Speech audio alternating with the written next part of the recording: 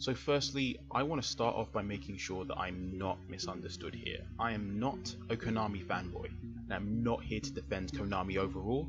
I will never forgive Konami for what they did to Kojima, and I am so glad to see him moving on to bigger and hopefully better things with Sony.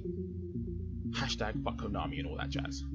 But I've been seeing a lot of commentators, some of my favourite commentators, some of the biggest commentators on YouTube, complaining that Metal Gear Solid Survive is a zombie game, that somehow this is a betrayal of Metal Gear Solid, and that they're taking a generic and simple option.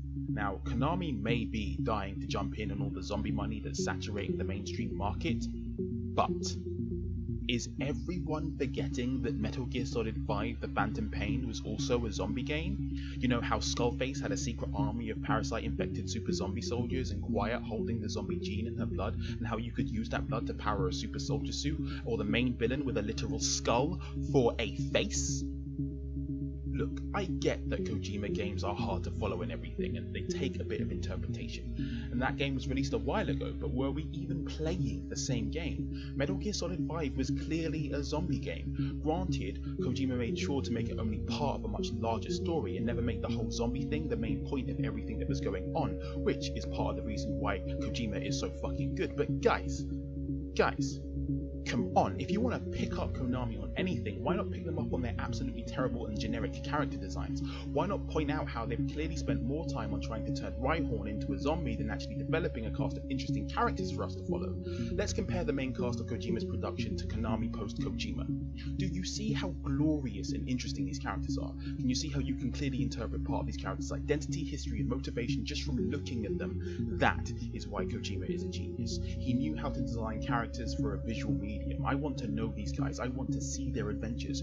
Who the fuck are these bozos? There's the chick, pencil mustache man. Ooh, lest we forget, generic white male number 8472. This cast of nobodies that look like a bunch of E-grade soldiers Fulton extracted straight out of Kojima's mother base assets is proof that this game has been made with absolutely zero artistic vision. This cast is a 4-person advert of the cynicism with which Konami has made this game. These 4 twatwits look like they were born 10 years too late to form a nu metal band. Look, you get my point. These characters are uninspired. In all probability, it took them less time to design the entire cast than was spent on designing this one DTF zombie.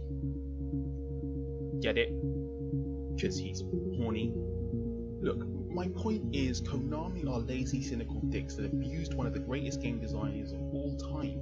They have no respect for their own IPs or the people that they sell them to, but don't get it twisted, Metal Gear Solid 5 is about zombies, and that might be a reflection of Kojima's desire to work with supernatural ideas again, but that means that Kojima himself placed zombies at the core of this generation's installment of the Metal Gear Solid franchise.